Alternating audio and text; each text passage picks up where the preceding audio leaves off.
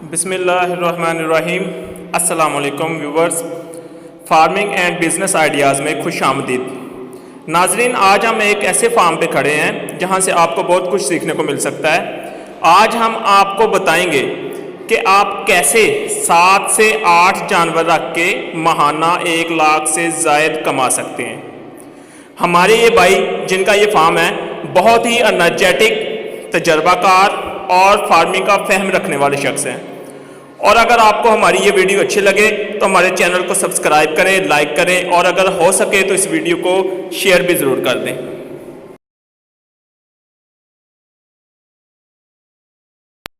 अस्सलाम वालेकुम। वालेकुम सलाम भाईजान की हाल है, ठीक ठाक हो? जी, ठीक ठाक, शुक्र अल्लाह का। अपना नाम तो दसो। मेरा नाम विकास। अच्छा भाईजान, किन्नी देर तू काम शुरू किया तुसीं? सानू 6 महीने होए काम शुरू किते। सर कितों आइडिया है तुहाडे कोल काम करन दा? ये अबू होना ने दस्सिया है कि अस चला अपना जेड़ा ना कारोबार करिए, कोई जानवर कोई रख लैने आ। तो अच्छा विकास भाई, सानू दसो कि ए तुहाडे फार्म दी जेड़ी जगह है किन्नी जगह जी भला? ये 90 फुट लंबाई है ते चौड़ाई 72 फुट। 72 फुट चौड़ाई जी। अच्छा सर, इनू बनाने ते तुहाडी किन्नी लागत आई, किन्ना खर्चा आया तुहाडा? तकरीबन साडा 10 लाख ते जेड़ा करीब हो गया। 10 लाख दे करीब हो गया। जी। तकरीबन 90 फुट चौड़ाई है इस जगह दी जी। ते लंबाई किन्नी सर दसी जे? 72 फुट। 72 फुट चौड़ाई से ठीक हो गया। तुहाडा 10 लाख ते खर्चा है। उस तो बाद सर तुसीं दस सको सानू कि तुहाडे कोल मज्जां किन्नियां ने इस टाइम?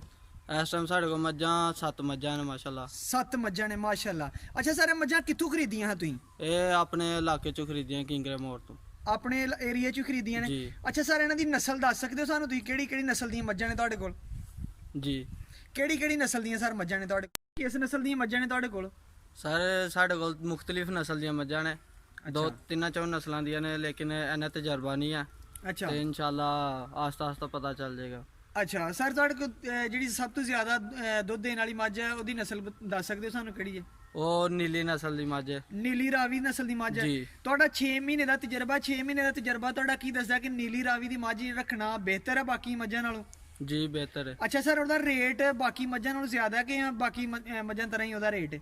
ओहदा रेट थोड़ा ज्यादा बाकी मज्झां नालों। ठीक हो गया। सर ओदी की वजह है, थोड़ा रेट ज्यादा है? ओहदा तकरीबन दुद्ध माशाल्लाह 12-13 किलो कर जाती है एक टाइम दा 12-13 किलो दुद्ध? दो टाइम दा। 2 टाइम दा कर रहे हो। अच्छा सर, सानू दसो कि तुसीं अपनियां मज्झां नू पट्ठियां ते गुजारा करांदे हो या फिर साइलेज यूज करांदे हो? अपना इन्हां दे खुराक दी रूटीन सानू दस छड़ो।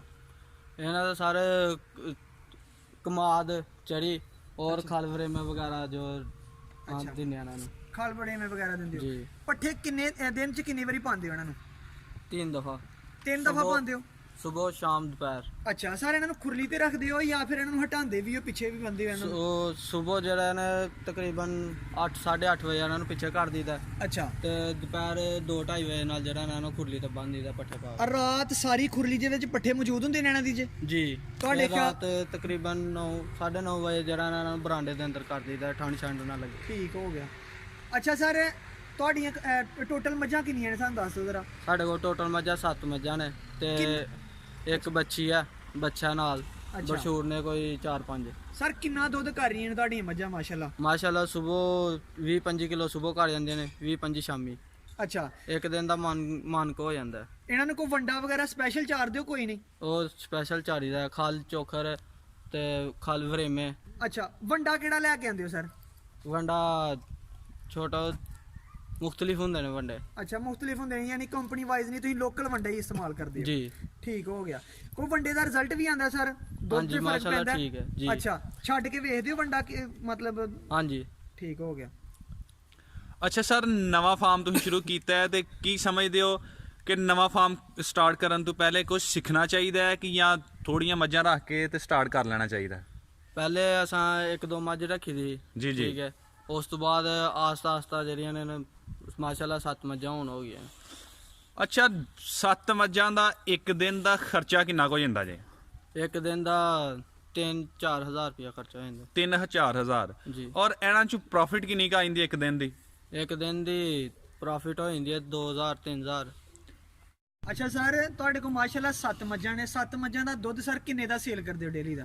ਡੇਲੀ ਦਾ ਇੱਕ ਦਿਨ ਦਾ ਜਰਨ ਕਮ ਸੇ ਕਮ 5,000 ਦਾ ਹੋ ਜਾਂਦਾ ਹੈ। 5-6 हज़ार दा। अच्छा जी। सर, की खर्चा आंदा तुहाडा डेली दा 7 मज्झां ते?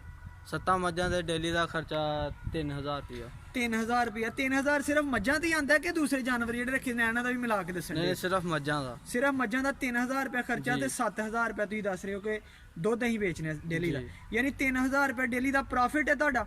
ਜੀ ਮਾਸ਼ਾਅੱਲਾ ਜ਼ਬਰਦਸਤ। ਅੱਛਾ ਸਰ, ਸਾਨੂੰ ਇਹ ਦੱਸ ਦਿਓ ਕਿ ਤੁਸੀਂ ਫਾਰਮ ਮਾਸ਼ਾਅੱਲਾ ਕਾਫੀ ਵੱਡਾ ਤੇ ਸੋਹਣਾ ਬਣਾਇਆ ਹੈ, ਤੇ ਇਹਨੂੰ ਸਾਰੇ ਦਾ ਸਾਰਾ ਓਪਨ ਹੀ ਕਿਉਂ ਰੱਖਿਆ ਤੁਸੀਂ? ਇਹ ਹਲੇ ਮੁਕੰਮਲ ਨਹੀਂ ਹੋਇਆ ਸਾਰਾ, ਹਲੇ ਕਰਨਾ ਆਸਤਾ ਆਸਤਾ। ਕਮਰੇ ਬਣਾਉਣੇ ਨੇ 2-3 ਤੇ ਖੁਰਲੀਆਂ ਸਾਹਮਣੇ ਕੋਲਿਆਂ ਦੇ ਵਿੱਚ ਖੁਰਲੀਆਂ ਬਣਾਉਣੀਆਂ ਨੇ ਹਲੇ ਹੋਰ। ਅੱਛਾ, ਤੁਹਾਡੇ ਇਹ ਜਿਹੜਾ ਫਾਰਮ ਹੈ ਇਹਦੀ ਛੱਤ ਦੀ ਹਾਈਟ ਜਿਹੜੀ ਉਹ ਕਿੰਨੀ ਕੁ ਜੇ? ਇਹਦੀ ਛੱਤ ਦੀ ਹਾਈਟ ਤਕਰੀਬਨ 15-20 ਫੁੱਟ ਹੈ। 15-20 ਫੁੱਟ, ਜ਼ਿਆਦਾ ਨਹੀਂ ਦੱਸ